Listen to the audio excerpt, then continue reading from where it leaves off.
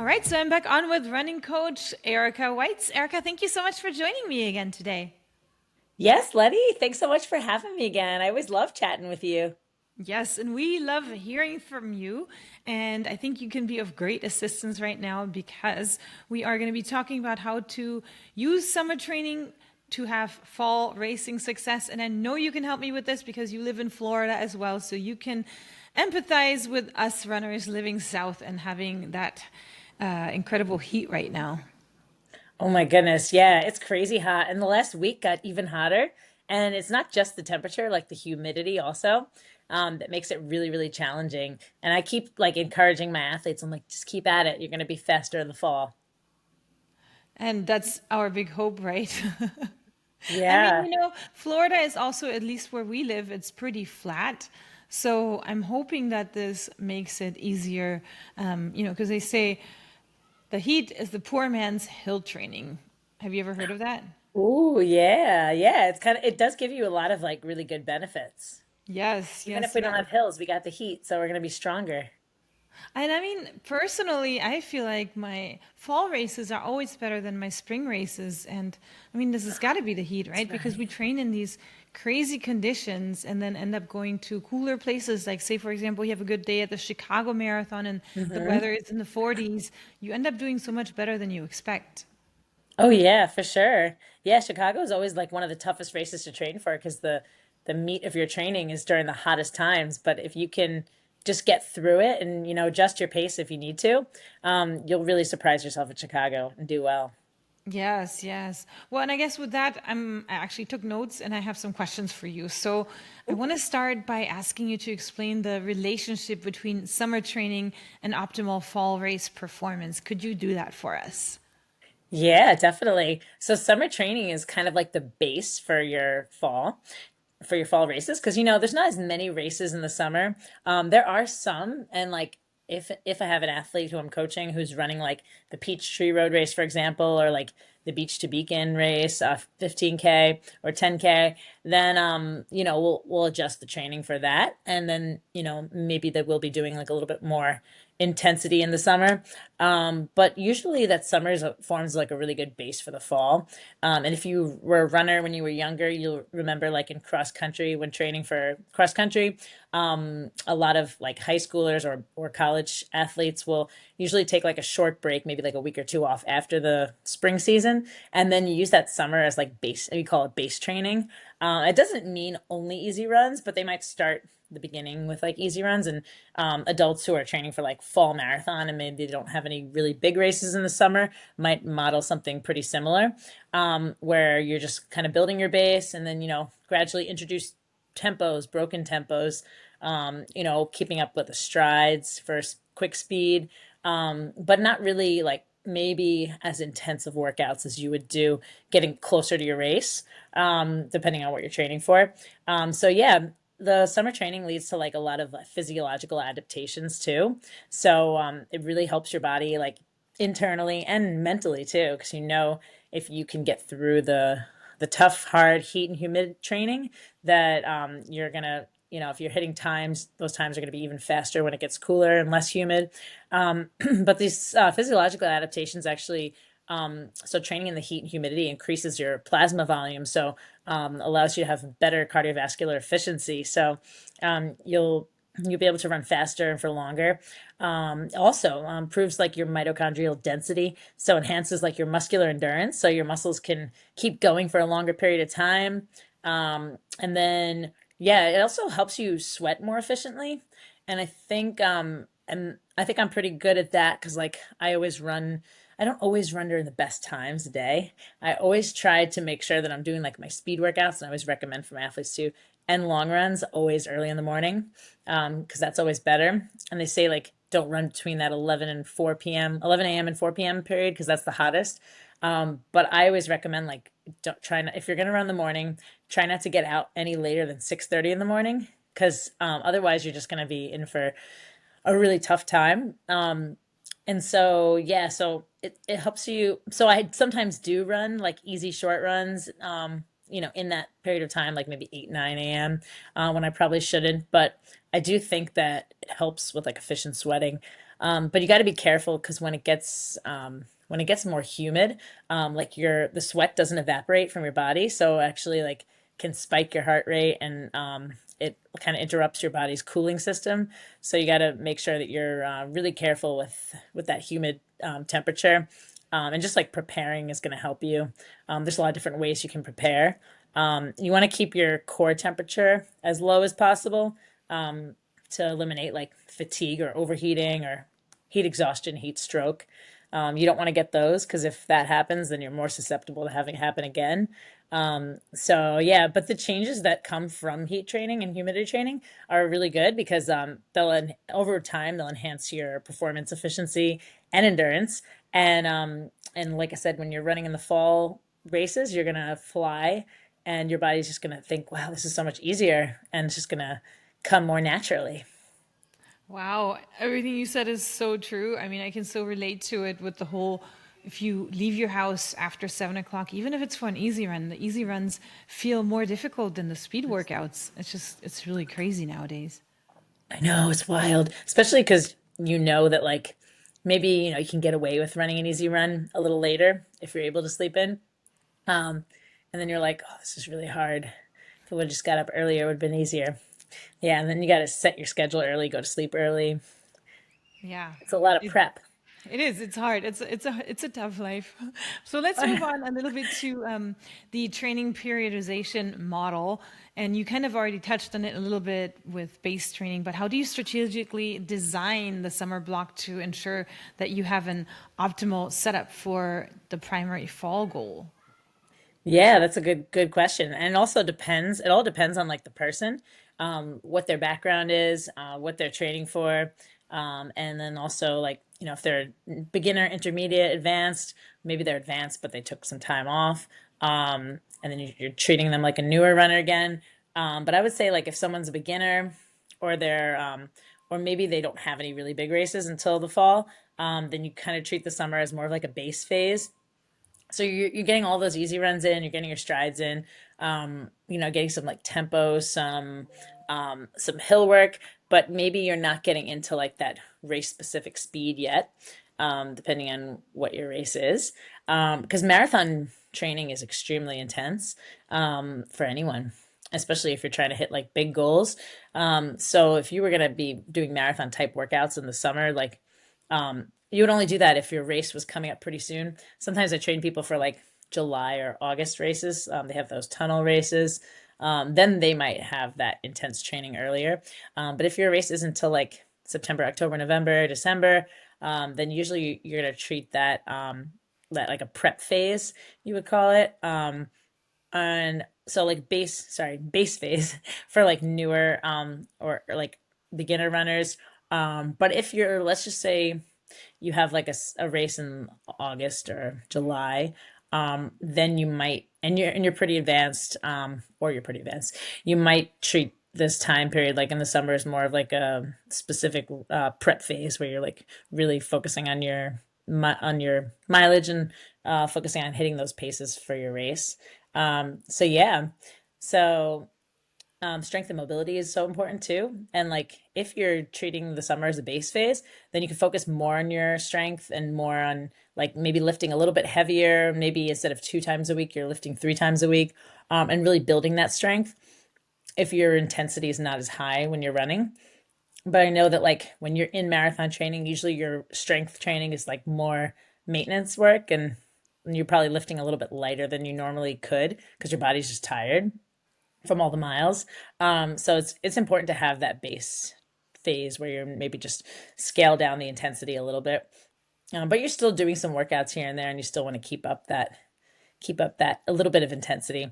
And yeah, mobility. You can focus even more on mobility. Maybe add an extra yoga day. That will only help and make your body feel better and less likely to get injured too.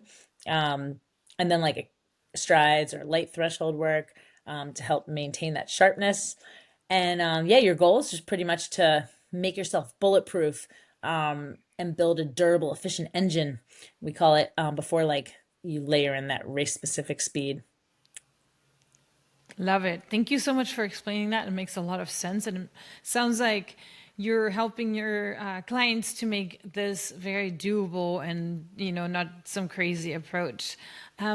With that, speaking about your clients, how do you collect your feedback? What kind of biomarkers or physiological metrics do you use to monitor how your people are doing when you have those apps that you use for the coaching?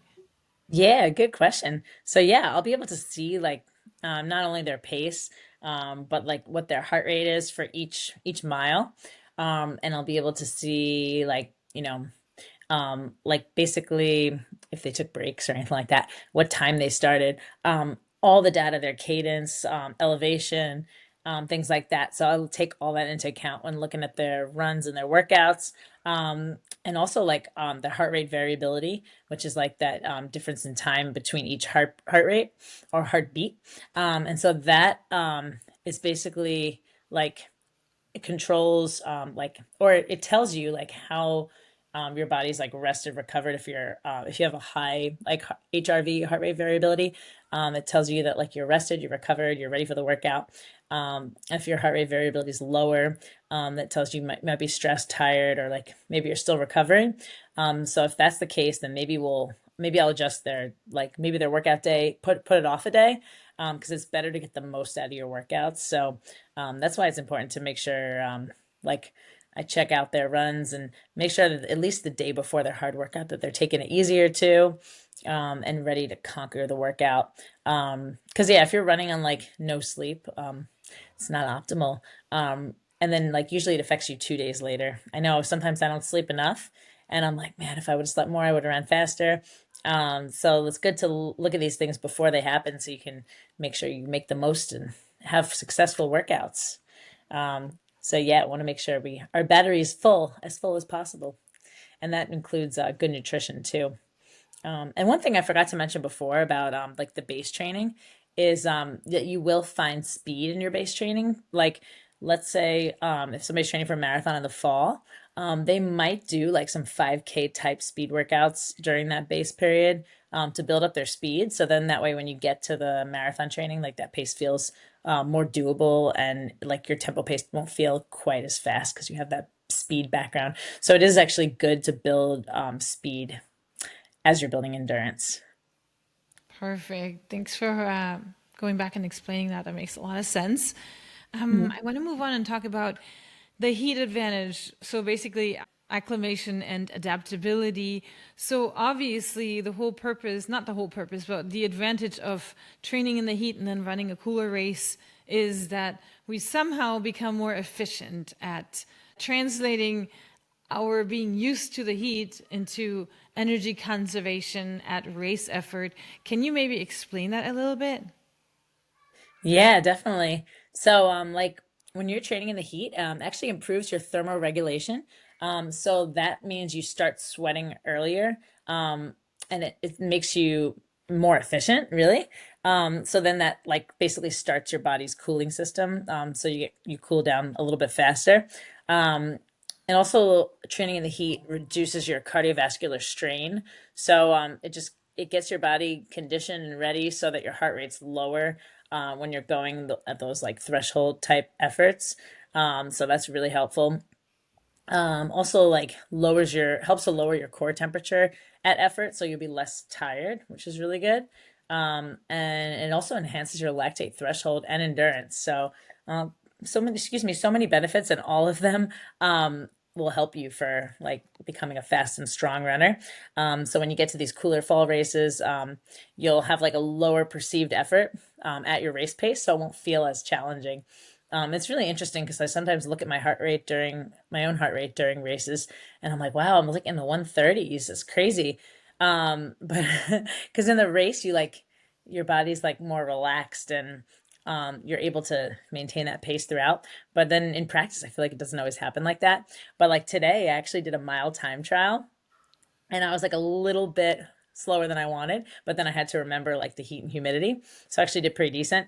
But I looked back at my heart rate and it was like 132, and I was like, oh my gosh, I felt like I was pushing it so much harder. But I think yeah, it's just like your body has this way of regulating it. And maybe it's just from all that heat and humidity training that I'd been doing. Even though it was tough out, it was still a little earlier in the morning. But it was almost like I was in a race and my heart rate was like pretty low and steady, which was nice.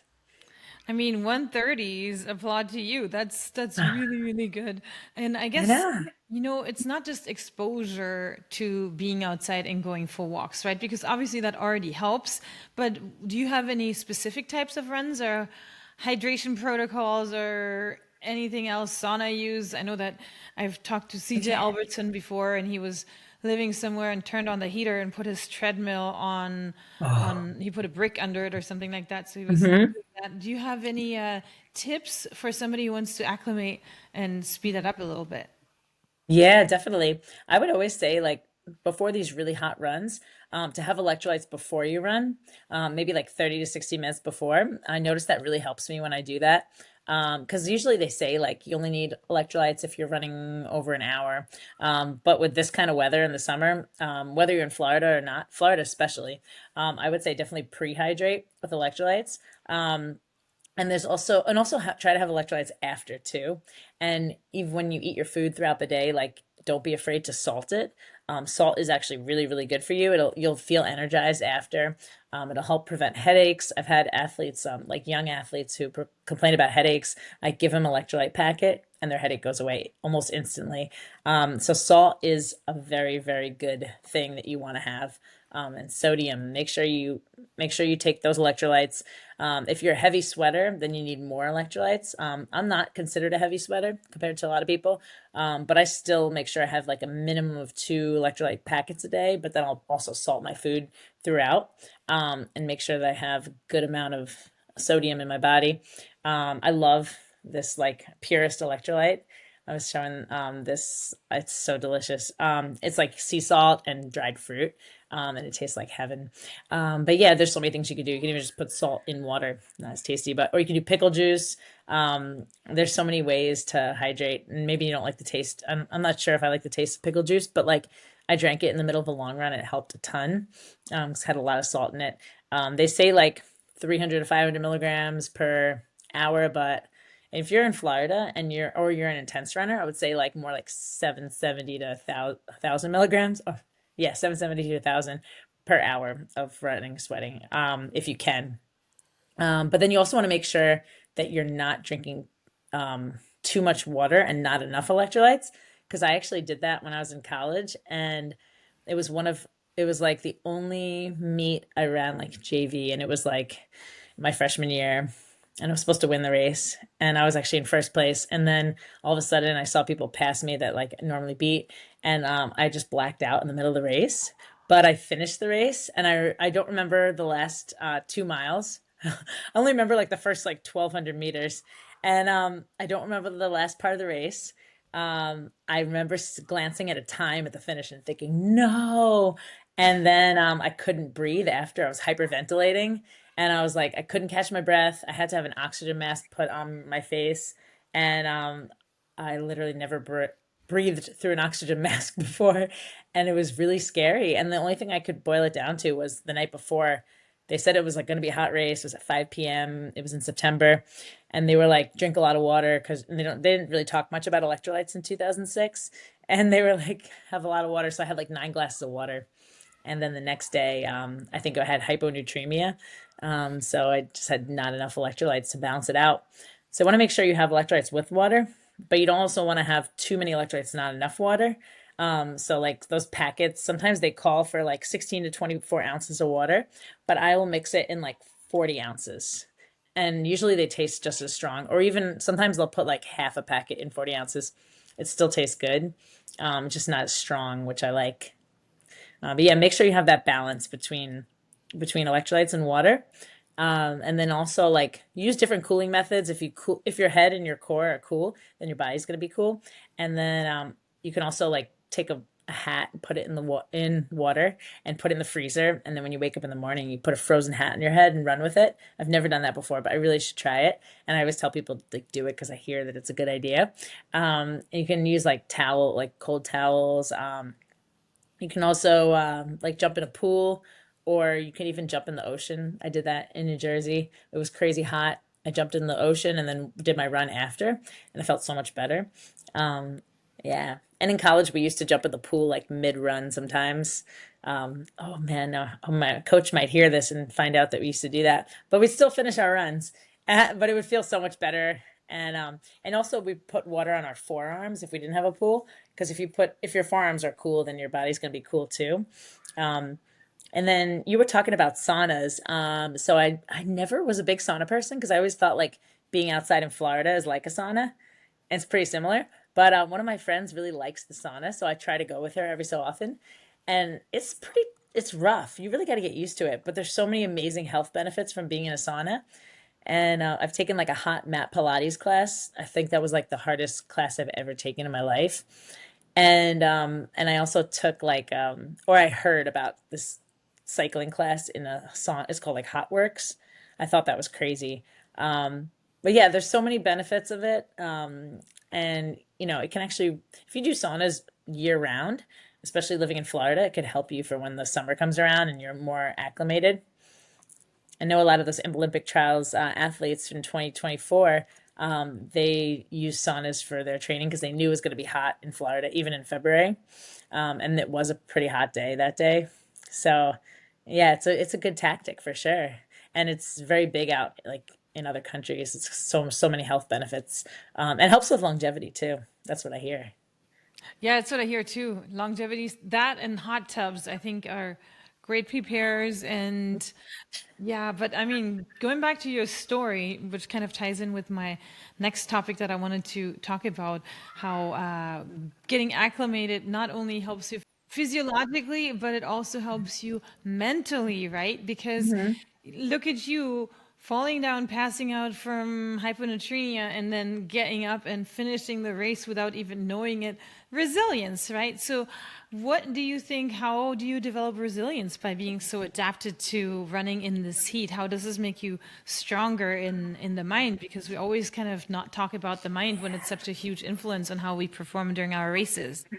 Yeah, that's so true. I think it's like because a lot of times people get tired or they're uncomfortable and they just stop. That's their immediate response. But if you feel that tired or uncomfortableness and then you keep going and just knowing that like there's always a fine line because if you feel like you're gonna pass out or you're dizzy or heat exhaustion is coming on or then you want to stop. But like if it's just uncomfortable, it's not the best. You want to stop, but you just all right, I'm just gonna make it a half mile more, or maybe like let me stop for a quick water and then keep going. That's okay, and that will teach you to that you can do it mentally. So yeah, I always try to like if I'm running, sometimes I set out for like an 8 mile run, and I realize that like it's really rough out here. I'm like, okay, let me just make it to 5 because if I do 5 now, I'm gonna run 3 in the afternoon with my run club. It's okay. And then I make it to 5, and I'm like, you know what? If I stay in the shade, I can make it 1 more mile. Then I'll end up doing like 6, and then who knows? Maybe like you'll feel better and you end up going 7. So you gotta play these little tricks with yourself, and you're gonna feel better when you're done if you push yourself that little bit more.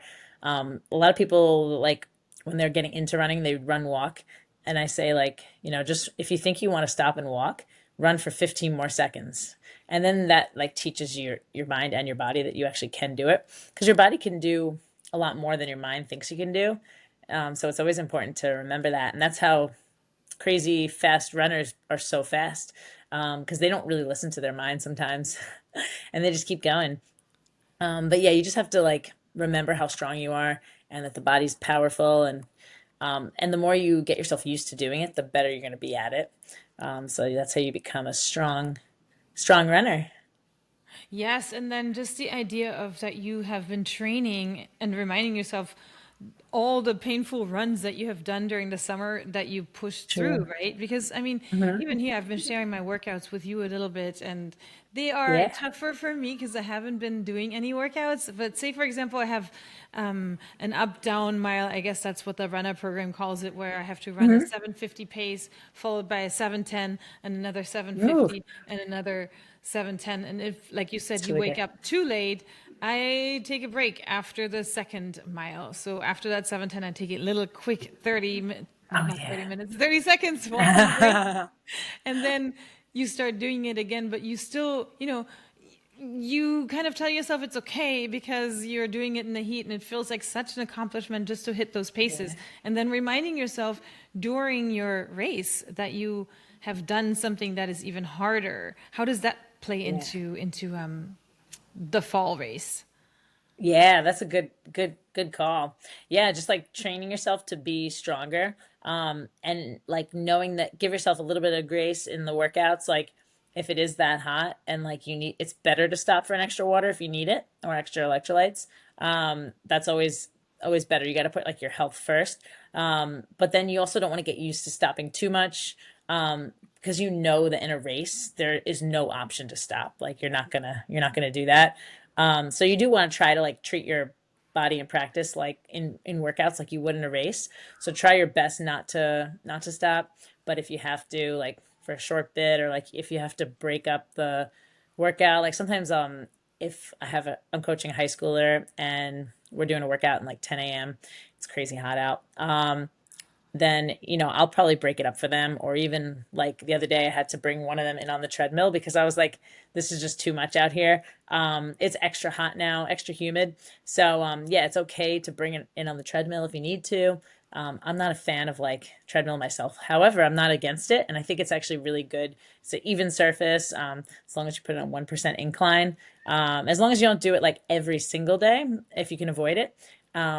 For people that don't work well with the heat, or if you're in that crazy time of day, it's better to go on the treadmill and do it, especially if you don't have to like stop but also like when it comes to jogging in between intervals, like I always like when my athletes jog in between.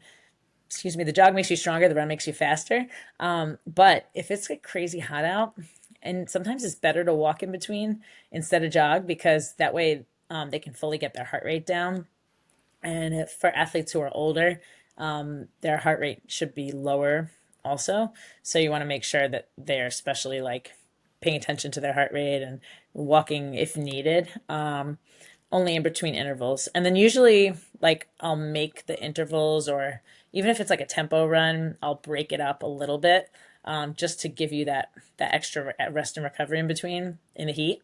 But then, yeah, when you get to like the cooler temperatures, and when you get to those races, like you're not going to need that break because it's going to be so nice out and your body's so acclimated, that you can do anything, and you're going to pass all those people that are used to training in that weather. No, it's so Yeah. true. And just you talking about it makes me think, how different would your run even go if you are not outside in the 90 degrees heat and humidity, and if you were to just Mhm. on a treadmill where you don't really even have to pace it. Like, I think half the Mhm. battle during these speed workouts is that I have to look at my watch because I'm not as, I guess, in tune with my body when I'm running hard. I don't know if I'm Uh-huh. running a low 7 or a 7:30. So I'm constantly Uh-huh. checking to make sure I'm in that range. Whereas on the treadmill, you just push the button and it has the pace for you. You have a fan It's blowing on true. you. I mean, it's like a completely Mhm. different performance. Yeah, you're right. That's one of the benefits of the treadmill too, is you can stay that steady pace. And have an athlete who runs on the treadmill for most of his runs, because the heat's just sometimes not an option. And yeah, his workouts are all like perfectly even. It's amazing. So there are a lot of benefits in that way for sure. Yeah, and the thing is though, if you're not used to running on a treadmill, I think it's a lot harder. And for a lot of athletes, it can be harder. So you might even have to adjust the pace for the treadmill. So like a 7.8 might be equivalent to like an 8.4 or something on the treadmill, just because it feels I think it feels faster on the treadmill than it does on whatever pace you're running on land, just because I'm more used to running on land. I feel like the gait changes too, but maybe that's just me. I feel like you're just kind of Ooh. falling, as not falling, but you know what I mean. You kind of like you are leaning over and you're just falling into it versus having Uh-huh. to push off the ground. But I mean, this should Yeah. be a whole different topic that we I'll Yeah, go for through another real. time. It's just such a different run. I think people look different It's when really they run on a different. treadmill versus when they push off the ground themselves too. Yeah, that can be kind of scary too, because like maybe you're for me when I'm on the treadmill, I'm afraid that I'm gonna fall, so I end up overstriding. So that can be an issue. You might have different form. Yeah, that's the tough thing about it, really. But I guess they have some treadmills that run like at the pace you're running, or they like they can go as fast as you want them to go or slow. Yeah, I guess there's different types of treadmills, but yeah, for the main treadmill, yeah, you have to be careful. Make sure that your form is good, and maybe have someone take a video of you running if you're on the treadmill, just to see how you look. And Yeah. yeah, because it might be different. It is very different. Absolutely. Erica, thank you so much. Do you have any last words for our listeners when it comes to their upcoming fall performance as we currently struggle through this heat every day trying to make it work? Ooh, yeah. I would say just stay consistent.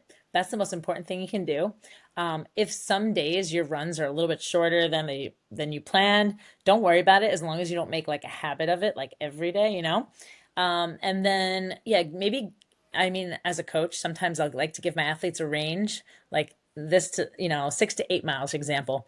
That way you don't feel guilty if you're running 6, but then if you do run 8, you're like, oh, I did a little on the high end. Then maybe you're 7, you're right in the middle. And also make sure that you keep up that good core and strength work. That's really, really important. That's going to make a difference in your running form, make you stay injury free. And then you can do that inside in the AC if you want to. That's one of the good things about that. Make sure you keep up your mobility and yeah, have fun with it too. If you're in these hot runs, like jump in the pool before, after, during, if you have to. And make sure you get your long runs and your workouts in as early as possible or as late as possible. And yeah, it's my tips for you. And if you need any help with any of running or core strength, or we do have a core challenge going on right now, I would love to help you. I help all levels of athletes, all ages, all levels. And I love helping the people with big goals too. Perfect. And how can everyone reach you if they're interested in learning more about your business, your coaching, and everything? Yeah, so they can reach me on Instagram. It's Erica Weitz Runs. So it's ERICAWEIT as in tiger, Z as in zebra. Runs, RUNS. Or you can check out my website at exclusiveendurance.com. 2 E's in the middle. And you can book a free consultation too to go over your goals. Or you can check out my email is Erica at exclusiveendurance.com. Facebook, Erica Weitz, WEITZ. Yeah, there's a lot of different platforms nowadays. Team Exclusive Endurance on Facebook. And yeah, you could just feel free to reach out and check out the podcast notes. Perfect. I will list all of them in the show notes. And I, by the way, love that you spell your name with the TZ as in tiger and zebra, and you brought those animals in there. Because otherwise people don't know which letters I'm saying over, audio sometimes. I mean, you could have said Tim and Zion, but you went with tiger and zebra. And I just appreciate that. Yeah, you got it.